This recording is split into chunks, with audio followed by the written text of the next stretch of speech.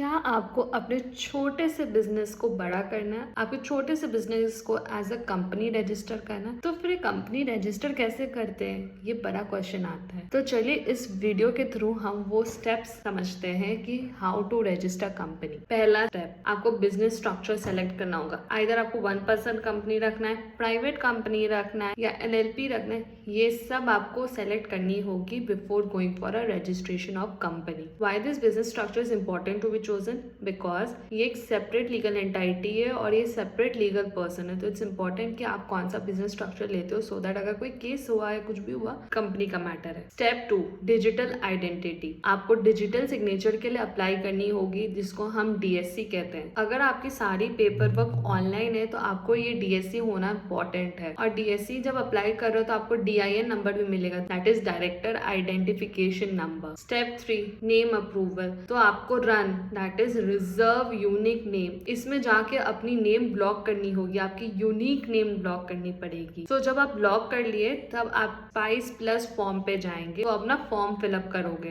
तो जब आप स्पाइस प्लस फॉर्म भर दोगे तो उसी के बाद आपको इनकॉर्पोरेशन सर्टिफिकेट टैन कंपनी की मिल जाएगी। चौथा स्टेप है पोस्ट रजिस्ट्रेशन कंप्लायंस। जैसे कंपनी बन जाएगी तो 30 डेज के अंदर अंदर आपको ऑडिटर अपॉइंट करनी होगी और एक करेंट अकाउंट खुलवाना पड़ेगा आपको। अगर आपको इनपुट टैक्स क्रेडिट बचाना है तो आप जीएसटी में भी रजिस्टर कर लो। तो ये 4 स्टेप जरूरी है कंपनी खोलने के लिए। अगर आपको कुछ डाउट है या कुछ स्टेप जानने में कोई डिफिकल्टी है तो आप नीचे कमेंट करके बता सकते हो। और मुझे बताओ कि कौन सी लीगल पार्ट में कवर करूँ अपने वीडियोस में, कमेंट करके बताओ।